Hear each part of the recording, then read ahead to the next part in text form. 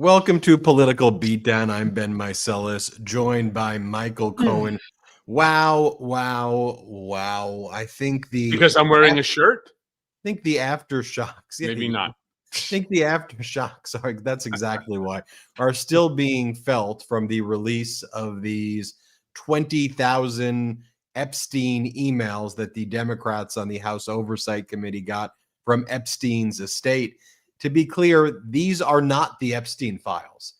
Had these been the Epstein files, one would probably say, this is some pretty devastating stuff right here. But what's ever in those files is likely much worse to degrees that may not even be able to be comprehended compared to what's in these messages.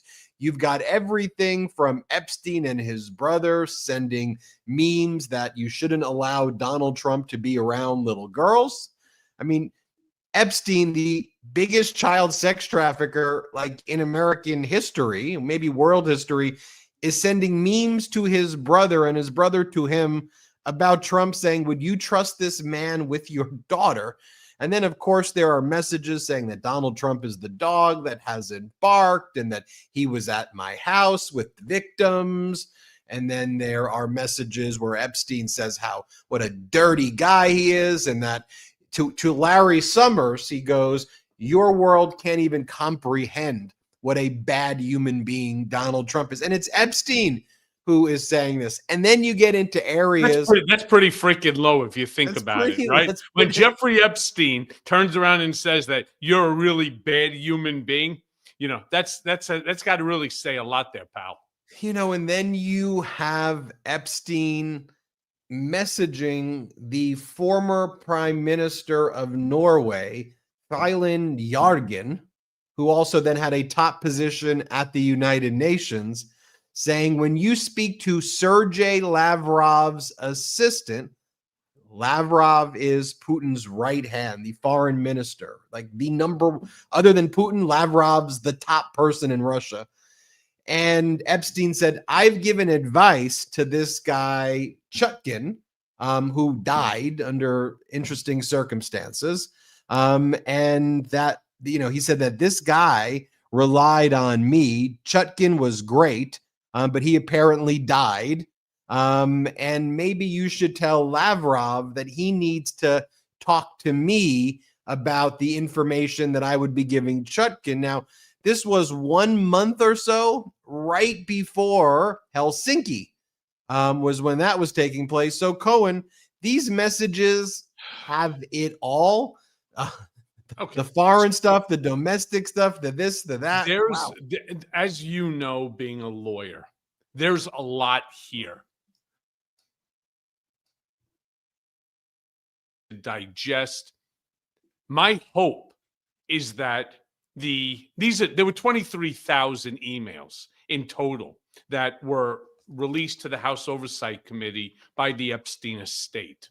There is no doubt in my mind, as Ben said, that the number of emails and documents and photos and so on that exist in the Epstein files, the ones that are being held onto by Pam Bondi, the FBI, with an iron grip, will give context to what these emails were really about. That's the whole thing that's missing. I'm trying to fully understand the accurate background and what the context of each and every one of those emails are. Now, I understand everybody has an opinion, and I respect everybody's opinion, but that's really what they are. I like to live off of facts, and there is no doubt in my mind when those files are released, and it's going to take a while. People think that on Monday, right, or Tuesday after the Mike Johnson releases, or takes it to the floor for the vote, that they will ultimately then have to turn over the files the very next day. That's not, unfortunately, how this game is going to play out. For me, the one thing that I am most skeptical about is the whole point of why is it that they are protecting this file to the extent that they are. It's almost like they are crying out a confession. And that's, to me, making me want the files even more released than I already want. Well, if you were to say from this release of these 23,000 emails and you ran this through AI, whose name appears the most in the most damaging scenarios? I bet you AI Well, would tell you Trump would be either number one or number two on that list. Now, well, Cohen, to your let's be fair. These are 3 emails out of 23,000. And I'm with you, Ben. I acknowledge that these raise a lot of concerns. They answer a lot of the denials that have been coming from Trump and the administration, but they don't have context. They well, lack the context. let me push back on you ever so gently. It's way more than 3 that have Donald Trump's name. There's actually hundreds that have Trump's name on it. The 3 were posted to the House Oversight Committee tweet or X or whatever you call it. But throughout the day, many more messages came out from the batch that have Trump's name on it, to the degree, quite literally, of hundreds. And actually, in my opinion, far worse than the 3 were the other messages that came out. A lot of the Midas Mighty know I did a video this morning on it where I reviewed the full 20,000 email set, and I went through all of the messages that had Trump's name on them, and it's far more than the 3. When I'll did they give you release the 23,000? Because I've been looking for them to read them. I've only read about 60 so far. you got you got to go to this guy. By the way, I can't believe it. You were able to find it and I couldn't. This Okay. guy.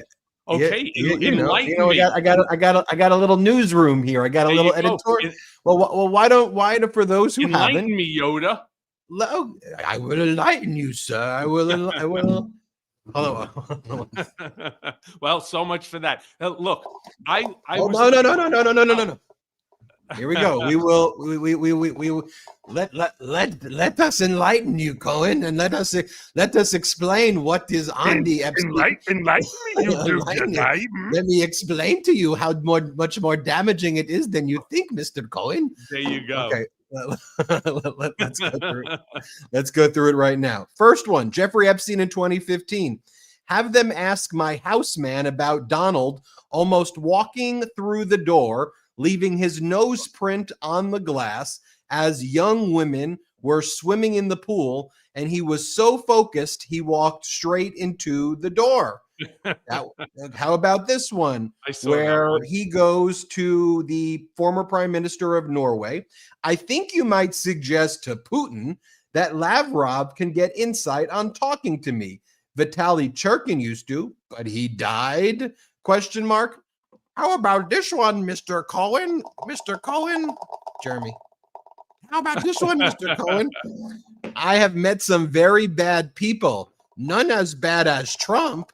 Not one decent cell in his body, says Jeffrey Epstein to Larry Sumners, who are both very bad people. How about this one? Jean-Luc Brun, who's also died under Epstein-like circumstances, who ran these modeling agencies and was accused of a lot of things. They're talking about bringing a Myanmar girl named Chan Chan into America, and they have something new and fresh to promote. How about Jeffrey Epstein advising Steve Bannon that the lawyers representing Brett Kavanaugh in his confirmation hearing could accuse Christine Blasey Ford of being on medications that cause false memory loss? How about this one? May 2017, Jeffrey Epstein to Larry Sumners about Trump's level of guilt. Your world does not understand how dumb he really is. He'll blame everyone around him for bad results. Gary Cohen is in a good place, as is your Cohen. You've got to take. I take it for what exactly you're reading and what it says. Let's say hypothetically that what Jeffrey Epstein is saying about Trump being a pervert, right? And walking face first into a glass door because he wanted to see the girls in the pool. Okay, that's one thing. That It's creepy. I'll grant you that. But I'm not so sure that that's the hook that everybody's looking for. And him talking to Steve Bannon or talking about to Sergei Lavrov, I'm not really sure. Again, I fully understand the context. There's so much more here. And I can't wait. I cannot wait for all of the file to be released so that we really get the full context of what this is about. Because you're right, Ben. This is right before Helsinki, which basically means something. Helsinki was a real problem for America in terms of our standing. So, yeah, Mhm. it is a national security issue. I'm really trying to focus at the moment more on the victims and Yeah. ensuring that the victims get the justice they so desperately deserve. Well, look, Trump and his regime, they say, you all are cherry picking, to which I say, you control the cherry trees. Like y'all control the cherries. So if you don't want us to pick at the cherries that we can find, Release them then all. release all of the cherries. You can't be accusing others of cherry Right. picking when when you accuse someone of cherry picking in a litigation, when they're the ones turning over The documents. self-selecting documents to make themselves look good. You Sure. don't accuse them when you're the person who controls the documents. You can't accuse the other side of cherry picking your documents. You control the documents. So, Cohen, Right. what I would say to that is, while I agree with you that obviously the actual files will provide the needed context. You and I both know that in the law, there is a name, a legal concept when people do what the Trump regime is doing in litigation. It's called Sure. spoliation. And what would normally happen in a court is that the judge would instruct the jury, as a result of the concealment of these Yep. documents, you can make an adverse inference. So the judge will say, you can assume that all of the worst possible things that you think that they're doing with those documents exist to fill in the Yep. gaps because they're hiding it. So Right. if the Trump regime does not want me to make an adverse inference, or the American people, to your point, Cohen, they release the full files. They redact the names of the victims, which is why it took so long for these to get released. And the truth comes out, it must. Exactly, because that's what we want. We want the truth. We want facts. And by the way, we want to see every one of these perverts held accountable. We want to make sure that the victims, right, are not victimized again by allowing this bullshit to continue. It is so disgraceful. I find it absolutely disgraceful in terms of what is going to happen next, because we can all just basically we could surmise what is going to happen. There's a reason why MAGA Mike Johnson called for the vote to take place next week, because they were unsuccessful in getting Lauren Boebert to capitulate, to take her name off of the petition. Well, now they're going to try Nancy Mace even harder. And they're going to go after others that they believe that are weak, that are going to be compliant with their wish, which will stop the files from then going, or I should say the petition, then going to the Senate in hopes that they end up approving it. Then, of course, it would go to Trump's desk for his signature, which you can understand based upon all of his actions that he will not do. So what are we talking about here? We're basically talking about months and months and months away from any possible release of a file that should have already been released many, many months ago. And that to me is extremely frustrating, because every single day, more and more people make blanket statements. There's more hypotheticals, there's more innuendo, and so on. Why should we have to guess?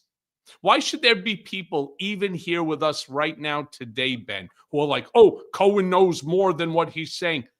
When this shit was going on, one, I didn't work for him. When the initial ones started, I was in college. I was attending my fraternity prom. The fuck are people talking about? I want to see every one of these women who were children, who were abused, who were raped, who were used by these powerful individuals that didn't believe accountability would ever come to their doorstep. And I say bullshit. I say each and every one of them needs to be held accountable, especially the ones that are still alive. I'll just say this, Cohen, and I don't, the people who are saying the things about you, I wouldn't spend much time with that. But I'll just say this: from those 23,000 emails, like to the extent someone thinks that, like, there's no email sent to you, Epstein sending emails to a lot of people. They mentioned me as the fixer in one. He's having a conversation with Kathy Rumler, who, by the way, happens to be general counsel to Goldman Sachs. Imagine that shit. She's now she was an attorney at the time, but she's now the general counsel to Goldman Sachs, sitting there and basically playing this back and forth. She started the conversation about a New York Times article, which, by the way, that email was 2 days after I pled. That was when your only reference in there, as far as I read, just to be clear, was after you made your mea culpa and you were out, and then I already pled guilty. You pled guilty, and she is sending him an article about you. But there's 23,000 emails, so there you would expect, if you knew anything, like there'd be emails. I'm just saying that you think there'd be emails to and from you, and those email batches. Jeffrey Epstein, I never emailed him. I never spoke to him. Well, you'd be in there if you communicated with him. I've never been to his house. I've never been to no. So Cohen, if you want to know why, though, I have all these different. Do you want to know why I have so many Yodas lying around? I don't know if people are. Do you know? So when I was about 5 or 6 years old, and I went to day camp, they were giving all of the kids Star Wars names, and before my head grew to be a big head, my ears were so big, and so so they gave me the nickname in camp Yoda. I mean, it was like I thought I was a likable, good camper, and I think it was all in good jest. But if you can imagine me with big eyes and really big ears, and a smaller head, they called me Yoda, and then I was so excited that they called me Yoda, and I thought it was cool. Like, yeah, he's the smart one. He's like the leader. And so I had my mom go back to Blockbuster in the day, and which is where we'd rent. I said, "Can you rent?" This is the first time I watched Star Wars, and I was so excited to see the leader because they said I looked like Yoda, and so I turned it on, and then I see this, and I go, "This is what they're saying that I look like." They say I look like this, and then later on in my career as a litigator, when I don't think I look like Yoda now, but maybe I do. I don't know. But they called me, like all of the trial lawyers, when I did my first trial, they didn't know that nickname, but they called me Young Jedi. And for the first 5 years as a litigator, my nickname was Young Jedi before I was a partner or whatever. So yeah, that's why I have all of these. That's my Yoda story. But you know what Yoda would say, Michael Cohen, on a day like today, where the markets did perform very poorly. And I fear that we're going to continue to see that. The White House should not be saying that and should not be actualizing that the future job data and inflation data will never be reliable. So one thing that the market is reacting to right now, uncertainty. Caroline Levitt yesterday, and I think we have this clip, Jeremy. Let's play this clip. It's Caroline Levitt from a press conference saying that we will not get accurate financial data essentially ever again. And she's blaming the shutdown when, in fact, they fired all of these people at the Bureau of Labor Statistics before. They fired the commissioner. Let's play this clip. Economists, investors, and policymakers at the Federal Reserve to receive critical government data. The Democrats may have permanently damaged the federal statistical system with October CPI and jobs reports likely never being released. And all of that economic data released will be permanently impaired, leaving our policymakers at the Fed flying blind at a critical period. Stupid Caroline, be she, Young Jedi? I mean, could you imagine? Seriously? By the way, in all fairness, Sure, they blame Democrats for every single thing.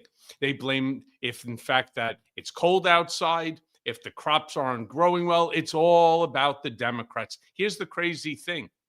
Maybe the information wasn't 100% correct. Maybe it wasn't even 50% correct.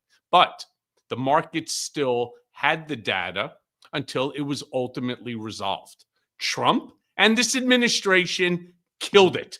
They nixed the entire group, so there is no information coming in, which again creates uncertainty. And to anybody that invests even $1 in the market or understands the market at all, the one thing that the market cannot contend with is uncertainty. Predictability is the key to the growth of our economy. And here, Kevin Hassett, Trump's national economic advisor, who's basically made a career about being wrong on everything. Like Kevin Hassett's Bob. Kevin Doesn't he Hassett look like Smiling Bob from the ED commercial? Kevin Hassett does look like he could be in one of those I'm telling commercials. you. Like I would mock it, but then we'll probably play an ad. It'll be you selling ED medications of one of our sponsors. So, so I'm not going to mock people who sell ED I'm medications. just saying that It's he going to be looks like, like could you Smiling believe that? Can you believe that Kevin Hassett, this guy looks just like he's selling ED medication? We're going to take our first quick break of the show, and it's Cohen saying, you guys ever have issues getting hard, everybody? This is Michael Cohen, and you need... Terrible Yoda. This is this. Are you a man like me who can't get hard anymore? You need the best ED medication. This is what Kevin Hassett has to say here. Play this clip. And the household survey wasn't conducted in October, so we're going to get half the employment report. We'll get the jobs part, but we won't get the unemployment rate, and that'll just be for 1 month. But yeah, it is true that we probably will maybe be able to concoct something, but we'll never actually know for sure what the unemployment rate was in October. Okay, he says he's going to concoct something, which I guess goes a little bit with the ED tie-in. He's going to concoct something, Cohen. You never want your national economic advisor to say he's going to concoct something. Yeah, no, I mean he looks like the neighbor in that Jim Carrey movie where everything was like a reality show. Oh, the Truman Show. The Truman, like he just like, hey everybody, great to see ya. Things are going fantastic here. You want to hear from Caroline? Hey everybody, we've solved inflation. Do you want to see the golden ballroom that we're building? Here at Trump Inc., we're building the greatest triumphal arc. You all wanted that, didn't you? Of course you wanted it. Of course you wanted a triumph. When you said when we said that we were going to make America great again, we meant we were going to build triumphal arcs. You know, one of the things that's freaking out. And how about in light of all of the wonderful, incredible things that Trump has done for each and every one of you, we need to throw him another parade. It's a 6-month birthday parade. So he gets 2 birthdays a year. Whoopee! And this time, instead of launching the ballistic missiles over the I-5 South, we're going to do it over Disneyland. You know, like that's what this you know why, Ben? Because it's a small world after all. It absolutely is. And then I don't want to play the full clip of this. I don't want to play the full clip of this, Jeremy. But then it's a short clip anyway. Then you have like Lindsey Graham and these Republican senators building provisions into the continuing resolution that deprives 20 million Americans of their health care by basically pricing them out by taking away the ACA subsidies.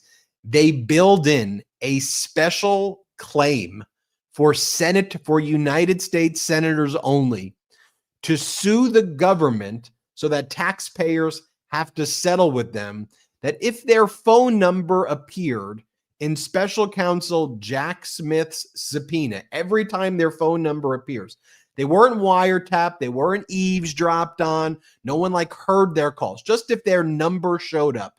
Each time they say that caused them emotional distress, where it will cost about $500,000 each time. I want you to watch Lindsey Graham say, of course I'm going to sue. Of course I want $1 million. Here, play this clip. So Will you be filing a lawsuit? oh, definitely. And if you think I'm going to sell this thing for $1 million, no. I want to make it so painful no one ever does this again. I just want to bring up something, right? As a former trial lawyer, that people like Lindsey Graham and all of them, they'd be for what's called like tort reform. They'd be like, there's way too much litigation taking place in this country. Eliminate all these plaintiffs' lawyers. Well, and there are some claims that I think get a little bit out there. But they basically let's eliminate all lawsuits and litigation in general. So y'all just built in a claim, especially for senators.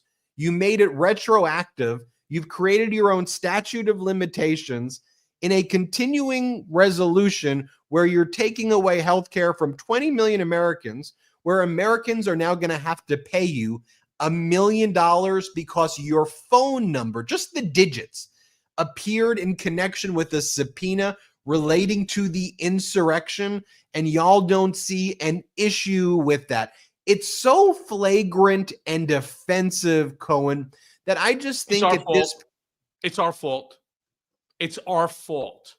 We, the American citizen, have more power than what we give ourselves credit for. We look to these idiots like Lindsey Graham as being, if this was the feudal system, the noble class. There is nothing noble about any of them. When you want to deprive 42 million Americans of food, 20 plus million Americans of health care, there is nothing noble about these individuals. Each and every one of them needs to be voted out of office. And that's why groups like here, Midas Touch Network, why it's so important, why I always talk about helping to grow the community. This piece of shit doesn't deserve to walk around the halls of the people's house. He doesn't deserve to wear the congressional pin as if he's something special, this fucking jerk off. How about sitting there and he gets a pension literally because he won one election. Everyone who wins one election,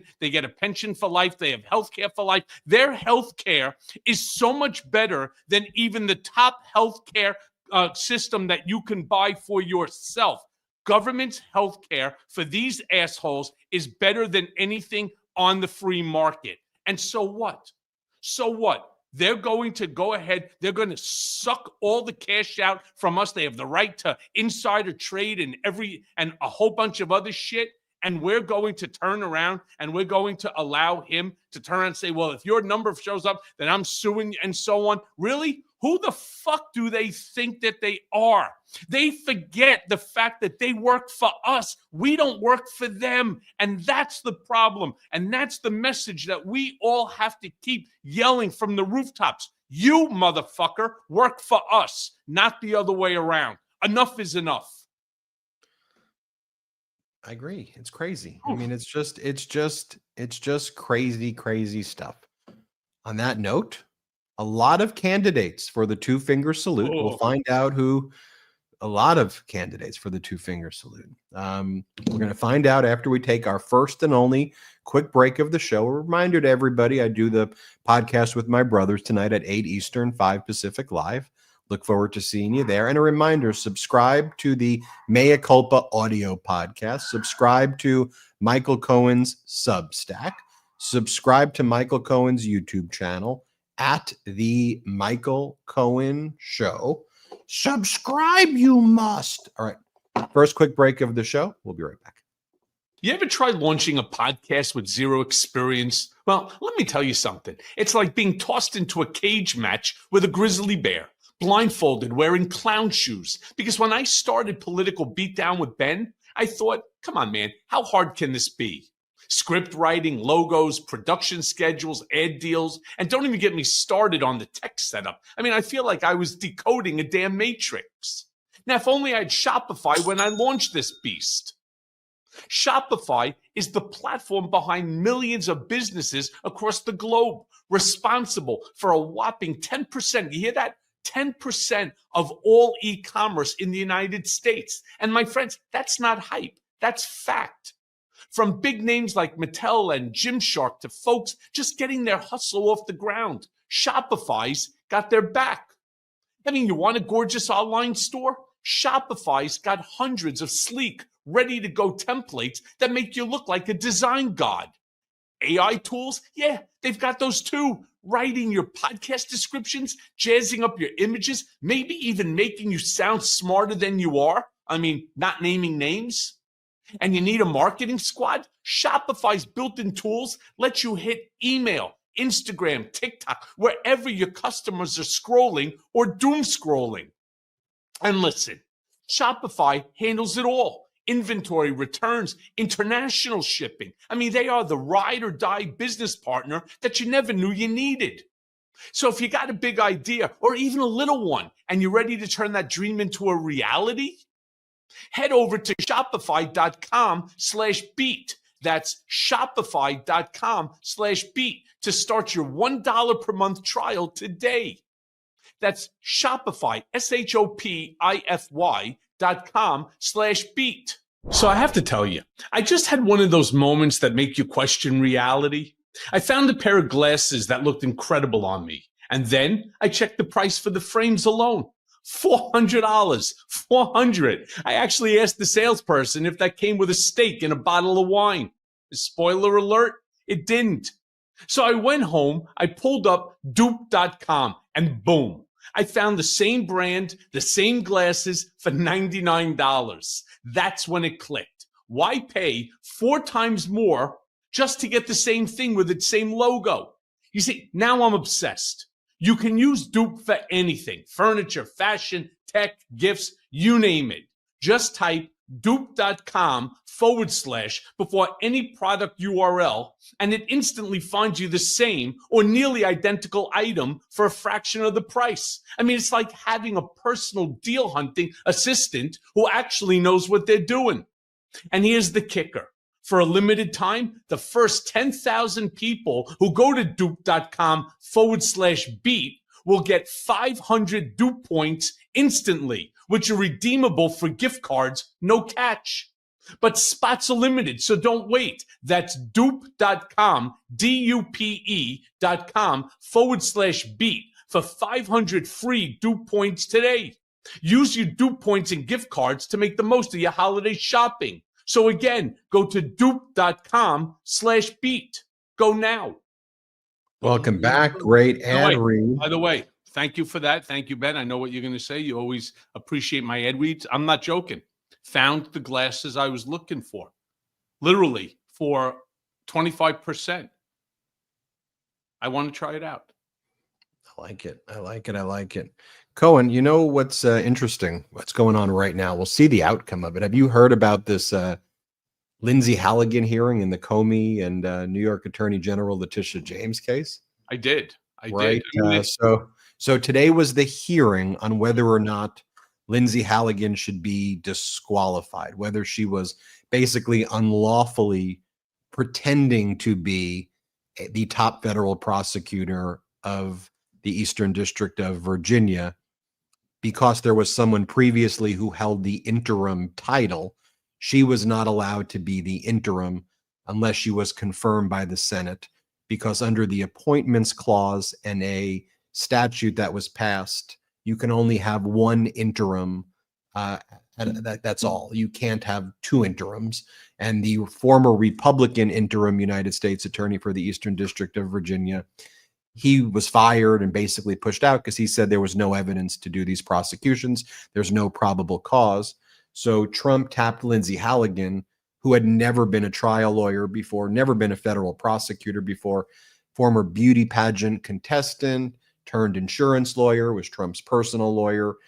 It would be very hard for anybody without federal prosecutorial experience to show up in a grand jury room on any case and know what the hell they're doing. I mean, a grand jury, a felony case, very, very hard. Even if it was a low-level felony, how would you even know what to do? I mean, prosecutors spend a lot of time, basically growing through the system, being there with more seniors, being like a pilot. Like, imagine just all of a sudden you go from pilot school on day 1 to, we're going to skip all of this. You got to fly a 747, like before you even do a simulation, right? Problem. That's what it would be like right away. like literally, like it's so. But imagine in this flight simulation example, you basically were able to fly the plane, and then someone said, "You know what? How'd you do that? How were you able to fly the 747 if you never actually went through the flight school and you didn't know what you're doing? Can you just show me a tape of how you do it?" I And then YouTubed it. but then you showed I then you showed YouTubed it. well, then the person goes, no, I don't want to see the YouTube video. I want to see the video inside the cockpit of you flying the plane. Can you turn it over to me just to prove you did it? Sure, I'll turn it over. So you turn over the tape and they open up the tape, they press play, and you see the pilot sitting down. And then you see the pilot sitting down again and saying, "Hey, everybody, I landed." And then the person says, yeah, no, but show me the part where you flew. Well, you know what? I didn't tape that portion. But why? Did you not leave the camera on like you were supposed to? I just didn't know you were supposed. So you didn't tape. So you just want me to believe you flew the plane. That's a very long-winded example of kind of what's happened today in court, right? Lindsay Halligan was confronted by the judge because the key portion of the grand jury transcript, Cohen, get this, it's missing. It doesn't exist. Doesn't exist. The court reporter was not present and not taking notes from 4:50 or so Eastern time until when the indictment was secured. So what were the instructions that you gave to the grand jury to get this indictment? Cohen, Well, how do we know So that you don't. But if an investigation is launched, clearly the court has the name, the address, phone numbers of every one of those jurors. True. And all you need to do is to grab, I don't know, 10 of them, 12 of them, True. 20 of them, sit them down for 5 minutes and ask them just to recall as best as they can what were the instructions that were given to you. And then you take them all, right? You compile them together, and then you see what are the things that stuck out in people's minds. Now, let me just go one step further to completely agree with you. You don't know exactly what she said, and we're supposed to. And that is a problem.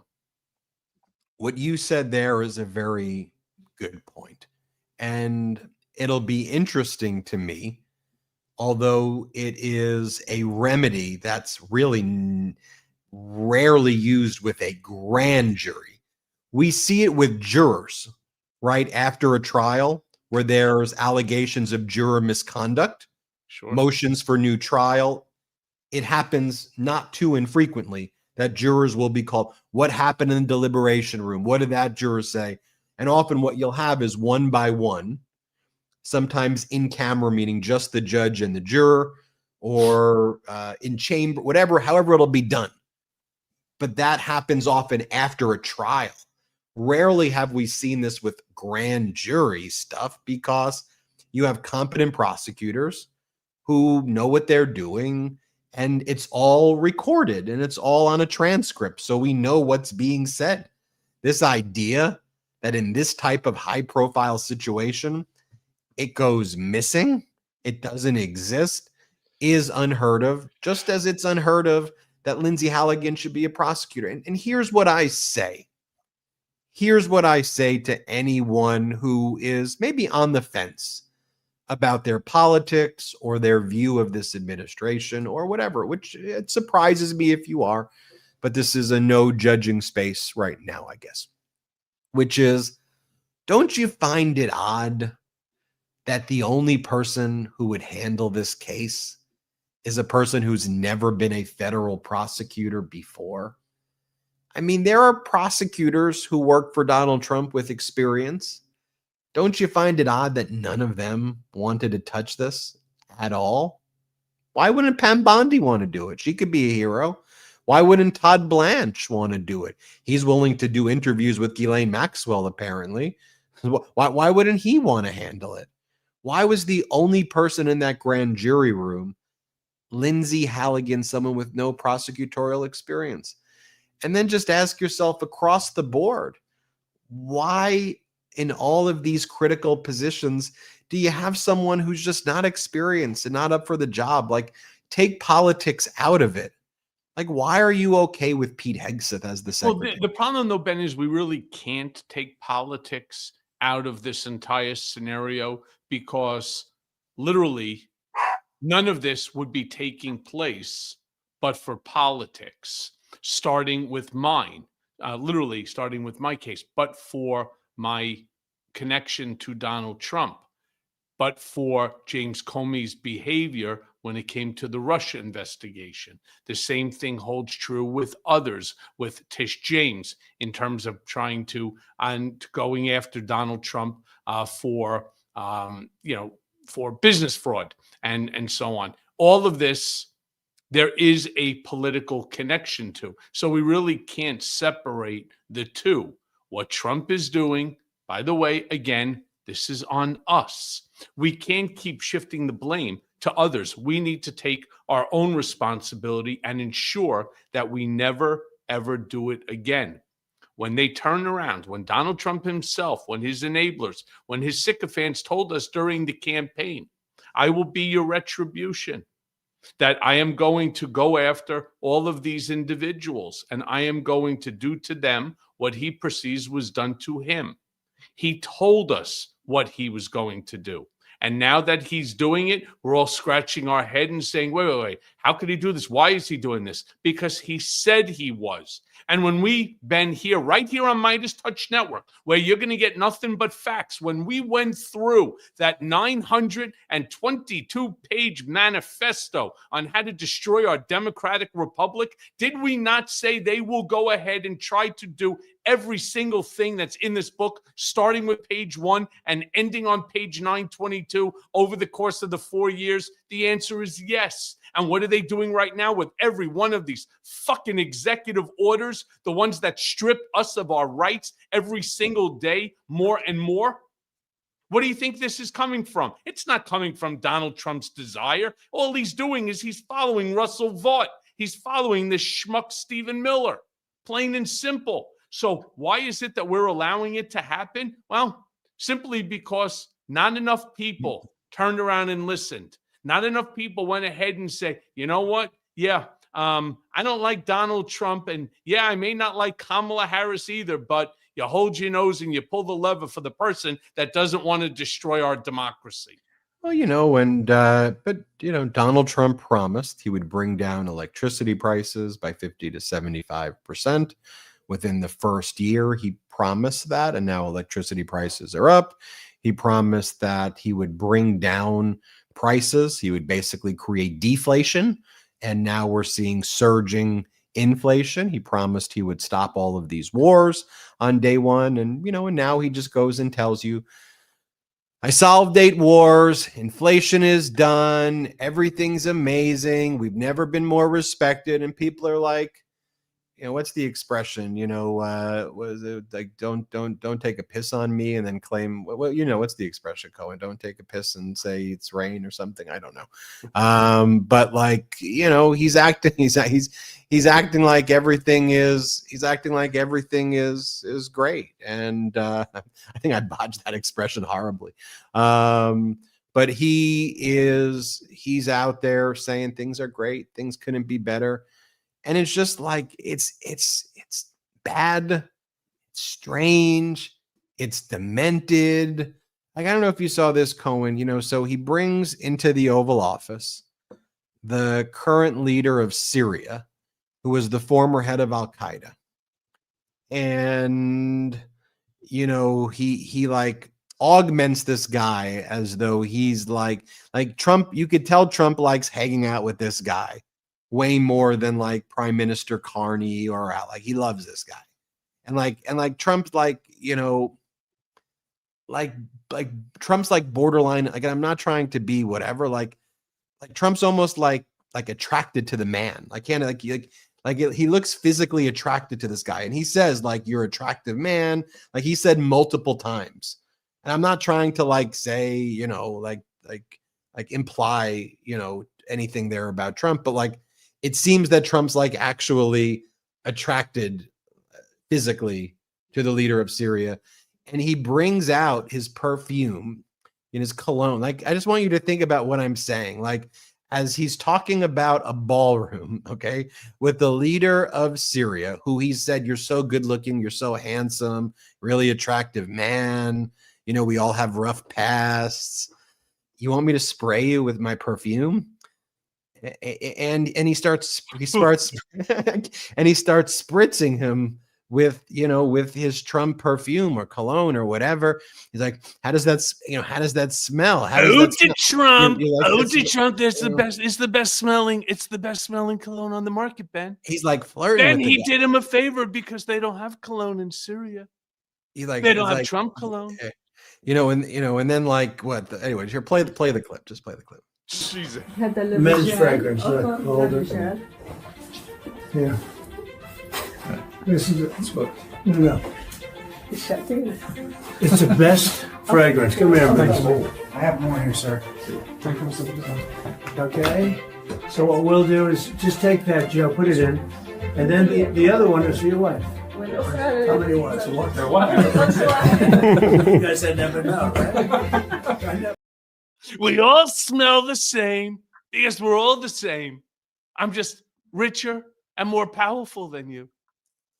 I mean, that's really what was going on in the guy's mind. I mean, that is really crazy stuff. I mean, could you imagine? I have never in my life, probably from the day starting with George Washington all the way up till, let's just say, Joe Biden, I can't imagine that there's ever been a president or a premier or a guest of honor there in the Oval Office that's getting spritzed with somebody's cologne.